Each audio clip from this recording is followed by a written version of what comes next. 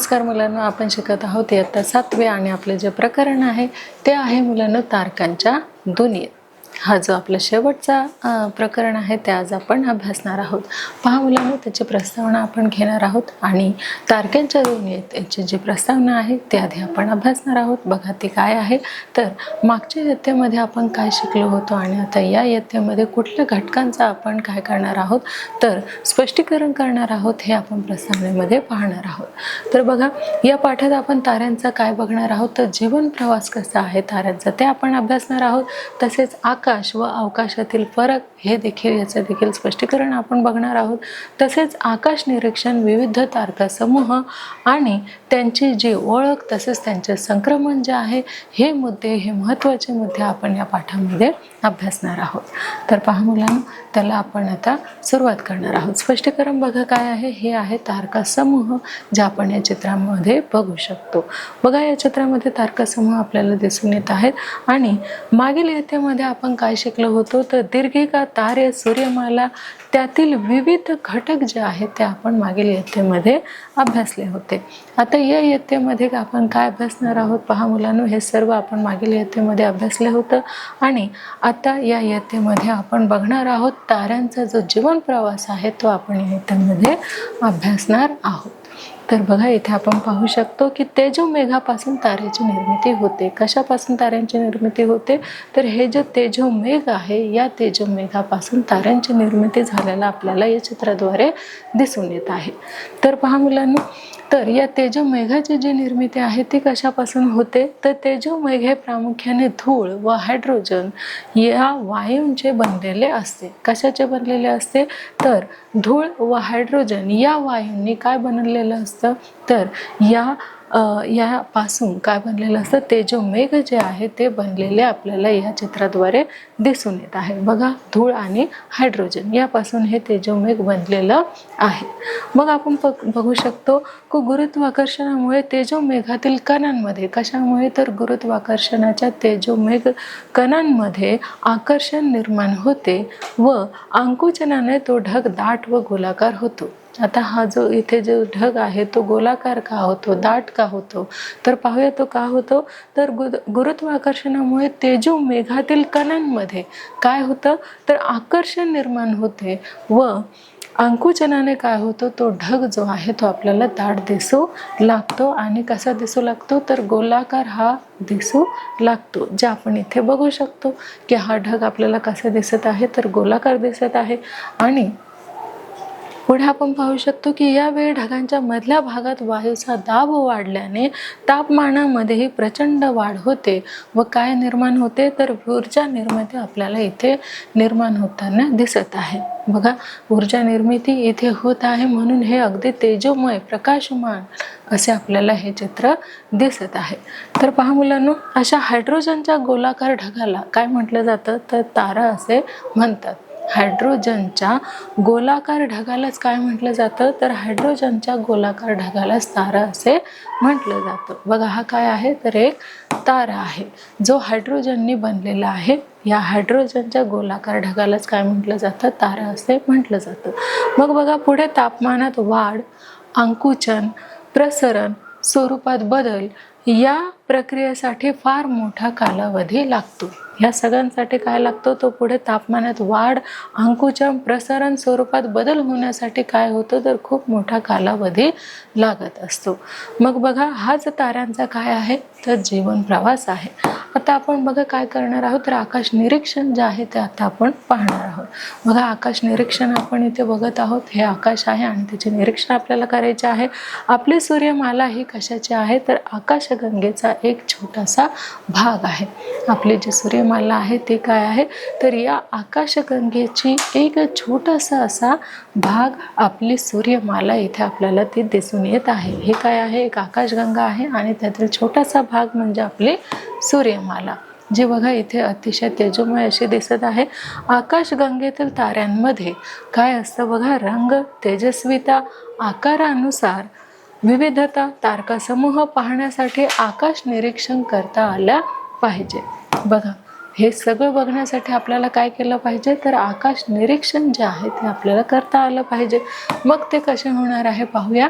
बघा, आकाशगंगेतील ताऱ्यांमध्ये रंग, तेजस्विता, आकारानुसार विविधता, तारकासमूह पाहण्यासाठी आकाश निरीक्षण करण्यासाठी आपल्याला या यंत्राचा काय होतो, तर वापर होतो, यूज आपण करतो. मग बघूया आकाश निरीक्षण कसे करावे.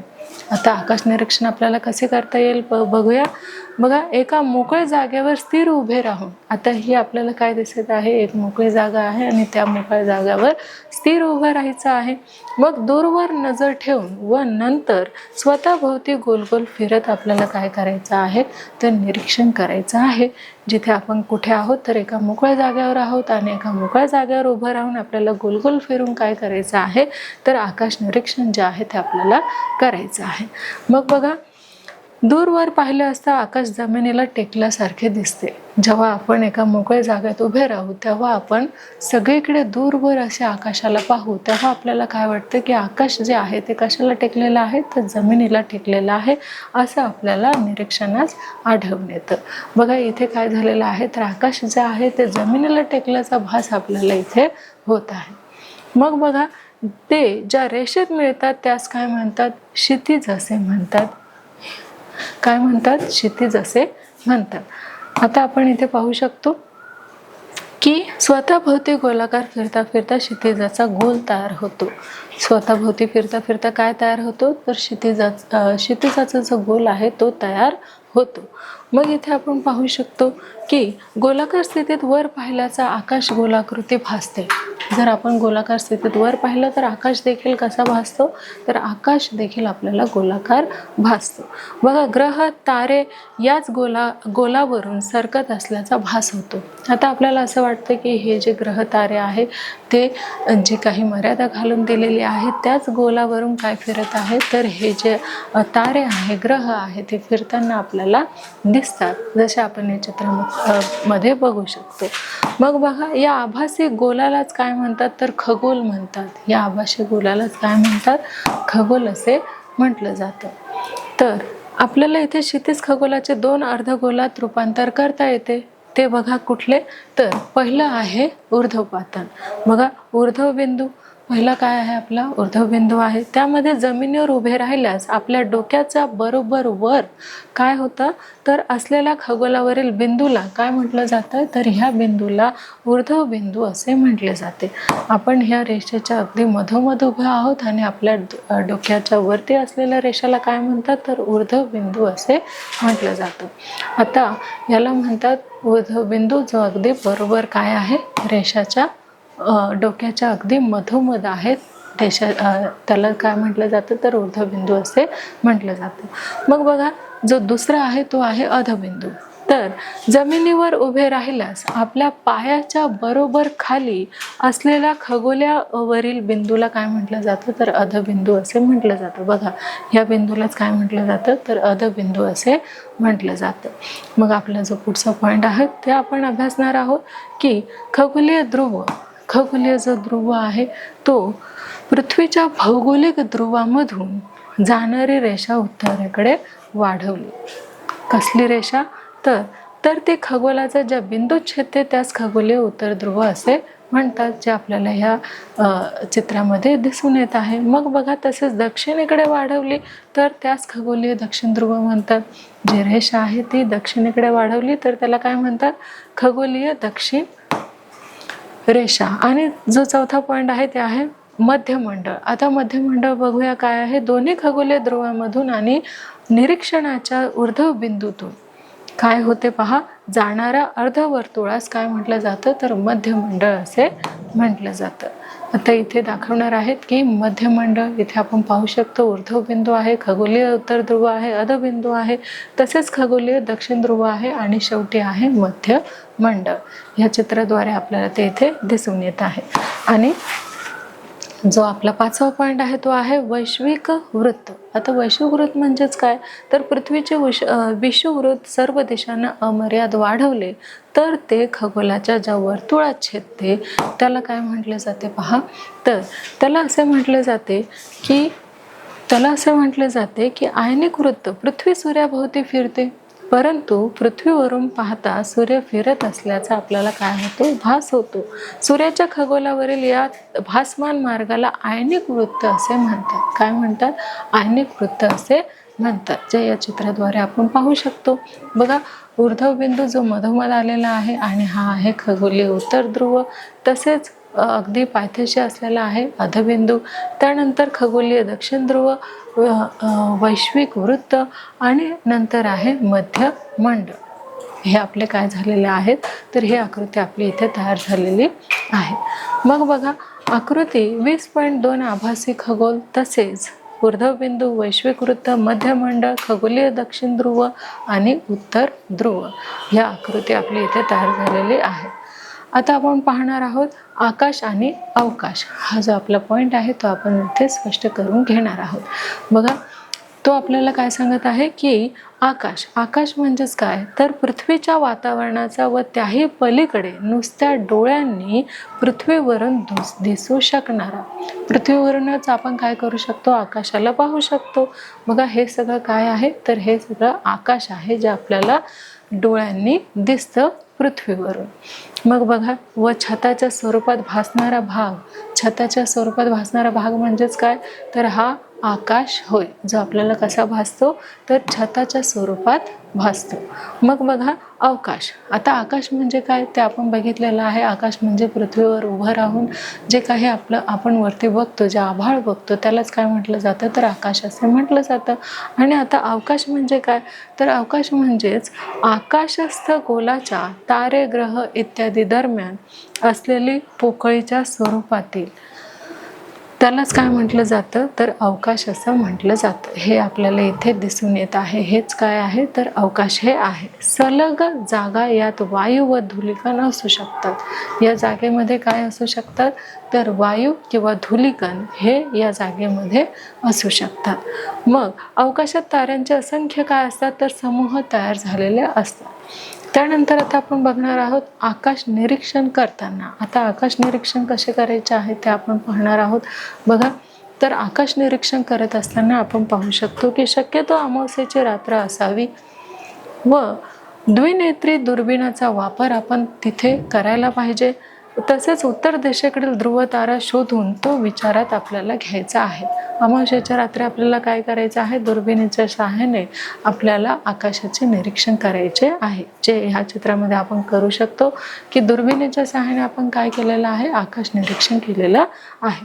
मग बघा, सूर्य, चंद्र, तारे पूर्वेला उगवून पश्चिमेला मावळताना आपल्याला दिसतात. मग कारण पृथ्वी पश्चिमेकडून पूर्वेकडे फिरते. बघा, पृथ्वी कशी होते, तर ती पूर्वेला उगवून पश्चिमेकडे काय होते, मावळताना आपल्याला इथे दिसून येते. मग जो पुढचा पॉइंट आहे तो आपला असा आहे की तारे दररोज 4 मिनिटे लवकर उगवतात व 4 मिनिटे लवकर मावळतात. बघा, इथे आपल्याला दिसून येत आहे की तारे 4 मिनिटे लवकर उगवतात आणि 4 मिनिटे लवकर मावळतात देखील. मग सूर्य दिवसाला 1 अंश तर चंद्र 12 ते 13 अंश पूर्वेकडे सरकताना आपल्याला दिसून येतो. तसेच बघा, सूर्य जो आहे तो 1 अंश फक्त सरकतो आणि चंद्र हा 12 ते 13 अंश पूर्वेला सरकतो. तसेच पृथ्वी सूर्याभोवती व चंद्र सूर्याभोवती फिरतो. बघा, पृथ्वी ही सूर्याभोवती व पृथ्वीभोवती कोण फिरतं, तर चंद्र फिरताना आपल्याला इथे दिसून येत आहे. बघा, हा सूर्य आहे, ही पृथ्वी आहे, पृथ्वी ही सूर्याभोवती फिरत आहे आणि ह्या पृथ्वीभोवती कोण फिरत आहे, तर चंद्र फिरताना आपल्याला दिसून येत आहे. पुढचा आपण पॉईंट बघणार आहोत तो आहे की तारका समूह. आता ह्या तारका समूहामध्ये आपण काय घेणार आहोत, तर खगोलाच्या एका लहान भागात असलेल्या ताऱ्यांच्या गटाला काय म्हटलं जातं, तर तारका समूह असं म्हटलं जातं. हा काय आहे, तारकांचा एक गट आहे आणि त्यालाच तारका समूह असे म्हटले जाते. तर बघा, काही तारका समूहामध्ये प्राण्यांची, वस्तूंची किंवा व्यक्तींची काय दिसते, तर आपल्याला तिथे आकृती दिसून येते. मग पाश्चिमात्य निरीक्षकांनी काय केलेलं आहे, तर संपूर्ण खगोलाचे 88 भाग केले आहेत. किती केलेले आहेत, तर 88 भाग हे पाश्चिमात्य निरीक्षकांनी केलेले आहेत. किती भाग, तर 88 भाग एवढे त्यांनी केलेले आहेत, जे आपल्याला इथे आज स्पष्टीकरण जे आहे त्याचं आपल्या इथे करणार आहोत. तर बघा, काही तारकासमूह आहेत, हे आपल्याला तारकासमूह ह्या चित्राद्वारे दिसून येत आहे. जसे की पाश्चात्य खगोलशास्त्रज्ञांनी काय केलेलं आहे की 12 सौर राशींचे व भारतीय खगोलशास्त्रज्ञांनी 27 नक्षत्रांचे काय केलेले आहे, इथे कल्पना मांडलेली आहे. पाश्चिमात्य शास्त्रज्ञांनी 12 सौर राशींची आणि जे खगोलशास्त्रज्ञ आहे त्यांनी 27 नक्षत्रांची इथे काय केलेले आहे, इथे मांडणी केलेली आहे. तर पहा, राशी राशी म्हणजेच काय, तर सूर्य ज्या आयनिक वृत्तावर फिरतो त्या आयनिक वृत्ताचे काय केले जातात, 12 समान भाग कल्पिले जातात. त्याची कल्पना केली जाते की याचे किती भाग पडणार आहे, तर 12 समान भाग केलेले आहे. त्या प्रत्येक भागाला काय म्हटले जाते, राशी असे म्हटले जाते. मग कुठल्या कुठल्या राशी आहेत त्या तर आपल्याला माहितीच आहे. त्या आहेत, हा प्रत्येक भाग जो आहे 30 अंशाचा आहे. बघा, मेष, वृषभ, मिथुन, कर्क, सिंह, कन्या, तसेच तुळ, वृश्चिक, धनु, मकर, कुंभ व मीन ह्या काय आहेत, ह्या 12 राशी आहेत. जे आपल्याला माहित आहे की किती राशी आहेत, तर 12 राशी आहेत, ज्यांचा जो शोध आहे तो शास्त्रज्ञांनी लावलेला आहे. मग आपण इथे बघू शकतो ह्या काय आहेत, तर ह्या 12 राशी आहेत. तर तिथे सांगितलं आहे की नक्षत्र म्हणजेच काय, तर चंद्र हा एक पृथ्वी प्रदक्षिणा सुमारे किती दिवसामध्ये कंप्लीट करतो, तर 27.3 दिवसामध्ये पृथ्वी प्रदक्षिणा कोण कंप्लीट करतं, तर हा जो चंद्र आहे तो कंप्लीट करत असतो, पूर्ण करत असतो. मग प्रत्येक दिवसाच्या चंद्राच्या प्रवासाला एक भाग किंवा एक नक्षत्र म्हणतात. म्हणजेच इथे आपल्याला काय म्हणायचं आहे की पृथ्वीची प्रदक्षिणा चंद्र जो आहे तो 27.3 दिवसामध्ये काय करत असतो, कंप्लीट करत असतो. मग त्यालाच काय म्हटलं जातं, तर नक्षत्र असे म्हटलं जातं. बघा, 360 अंशाचे 27 समान भाग केले तर प्रत्येक भाग कितीचा होतो, तर 13 अंश 20 मिनिटाचा. मग पुढचा पॉईंट पाहूया. एवढ्या भागात तारकासमूहातील सर्वात तेजस्वी ताऱ्यावरून ते नक्षत्र आपल्याला ओळखता येते. बघा, ते कसे ओळखले जाते, तर आपण इथे पाहू शकतो, हे चित्र आपल्याला दिलेलं आहे. जसे की या ताऱ्याला योग तारा असे म्हणतात. आणि काही तारकासमूहांची ओळख आपण आता इथे करून घेणार आहोत. ती ओळख पाहूया कशी आहे ती. तर एक आहे, पहिलं जे आहे ते आहे सप्तर्षी. सप्तर्षी म्हणजे उन्हाळ्यात रात्री आकाशात 7 ताऱ्यांचा समूह, त्यालाच काय म्हटलं जातं, तर सप्तर्षी असे म्हटलं जातं, जो आपल्याला या चित्रामध्ये दिसत आहे. त्याचे आपण बघू शकतो 7 ताऱ्यांपासून तो सप्तर्षी बनलेला आहे. आता आपण इथे पाहू शकतो की हा तारकासमूह नावाप्रमाणे 7 ठळक ताऱ्यांचा बनलेला आहे. आता बघा, हा जो आपल्याला इथे समूह दिसत आहे तो किती ताऱ्यांचा बनलेला आहे, तर 7 ताऱ्यांचा इथे बनलेला दिसून येत आहे. बघा, हा जो आहे तो 7 ताऱ्यांचा इथे बनलेला आहे. म्हणून याला काय म्हटलं जातं, तर याला सप्तर्षी असे म्हटले जातं. जो किती ताऱ्यांचा बनलेला आहे, 7 ताऱ्यांचा बनलेला आहे. बघा, 1 2 3 4 5 6 आणि 7 ताऱ्यांचा हा सप्तर्षी बनलेला आहे. त्यानंतर आपण पुढे बघू शकतो की हा जो इथे आपल्याला ठळकपणे इथे दिसून येत आहे, हा काय आहे, तर सप्तर्षी हा आहे. जो कसा आहे, तर एक मोठा चौकोन व त्याला 3 ताऱ्यांची शेवटी काय आहे, तर शेपटी आहे. बघा, एक मोठा चौकोन इथे तयार झालेला आहे आणि 3 ताऱ्यांची शेपटी त्याला आहे. अशी पतंगासारखे काय आहे, तर पतंगासारखे या सप्तर्षी ताऱ्यांची काय आहे, तर आकृती आपल्याला इथे दिसून येत आहे. मग आपण पाहू शकतो की हा तारकासमूह फेब्रुवारी महिन्यात रात्री 8च्या सुमारास ईशान्य दिशेला उगवतो. एप्रिलमध्ये मध्यम मंडलावर काय होतं, तर ऑक्टोबरमध्ये तो मावळत असतो. बघा, एप्रिलमध्ये तो आपल्याला दिसतो आणि ऑक्टोबरमध्ये तो मावळताना देखील आपल्याला दिसून येतो. कुठला तारा, तर सप्तर्षी तारा, जो आपण अभ्यासलेला आहे. मग बघा, हा निरनिराळ्या देशात निरनिराळ्या नावांनी सुद्धा ओळखला जातो. कुठला, तर सप्तर्षी. आता दुसरा आहे शर्मिष्ठा.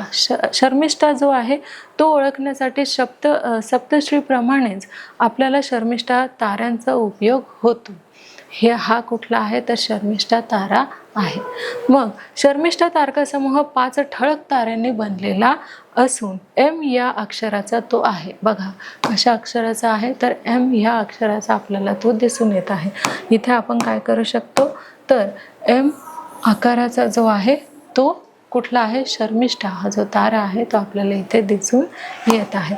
बघा ध्रुव ताऱ्याच्या एका बाजूस शर्मिष्ठा तर दुसऱ्या बाजूला काय असतो तर सप्तश्री असतो. कशाच्या बाजूला तर ध्रुव ताऱ्याच्या एका बाजूला शर्मिष्ठा असतो व दुसऱ्या बाजूला काय असतो तर दुसऱ्या बाजूला सप्तश्री असतो.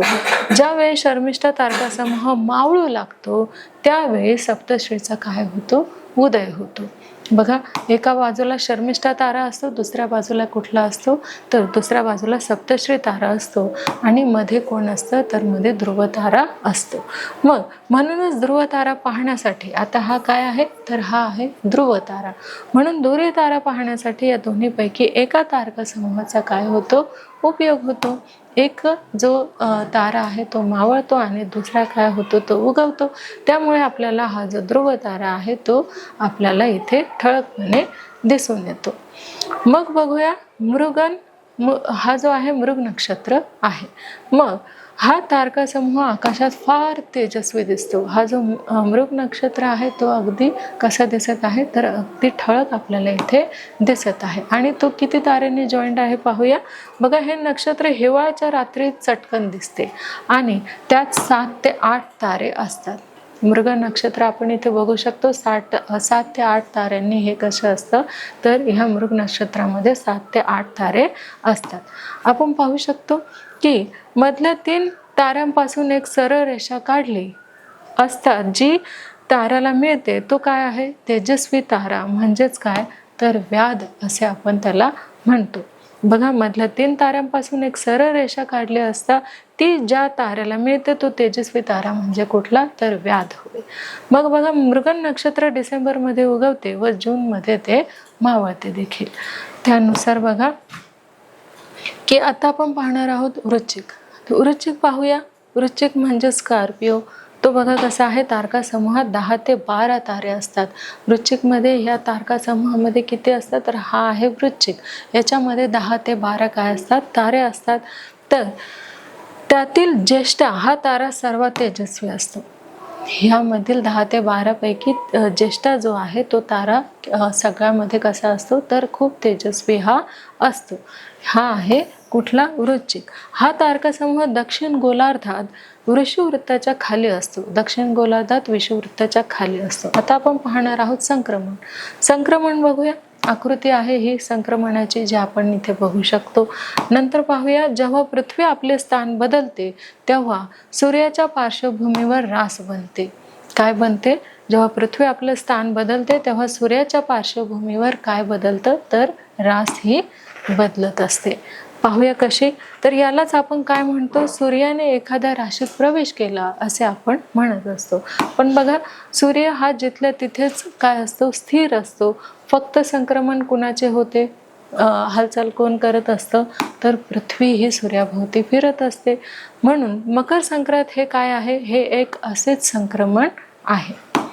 त्यानंतर आपण इथे पाहू शकतो सूर्य वृश्चिक राशीतून तुळ राशीत संक्रमण करतो. म्हणजे प्रत्यक्ष सूर्य भ्रमण करत असतो का तर नाही. प्रत्यक्ष सूर्य हा भ्रमण करत नाही. तर हे पृथ्वीच्या भ्रमणामुळे काय होत असतं तर पृथ्वीच्या सूर्याभोवती फिरण्यामुळे सूर्य फिरल्याचा आपल्याला काय होतो आभास होतो भास होतो. मग सूर्याच्या या भ्रमणालाच काय म्हणतात सूर्याच्या या भ्रमणालाच भासमान किंवा भ्रमण असे म्हणतात. सूर्याच्या या मार्गाला सूर्याचं काय म्हणतात भासमान असे म्हणतात. काय म्हणतात पहा सूर्याच्या मार्गालाच भासमान असे म्हटले जाते. मग पाहूया सूर्याचे पूर्वेस उगवणे व पश्चिमेस मावळणे हे सूर्याचे काय आहे भासमान भ्रमणच आहे. बघा सूर्याचे पूर्वेस उगवणे व पश्चिमेस मावळणे हे सूर्याचे भासमान भ्रमणच आहे. आता सूर्य उगवतो आणि सूर्य मावळतो हे काय आहे तर एक भासमान आहे. कारण सूर्य हा पृथ्वीभोवती फिरत नाही. सूर्य स्थिर असतो. पृथ्वीच काय करत असते सूर्याभोवती फिरत असते. पण आपल्याला काय भास होतो की सूर्य जो आहे तो पूर्वेला उगवतो आणि पश्चिमेला मावळतो, हे आपल्याला काय आहे तर सूर्याचे भासमान भ्रमणच आहे.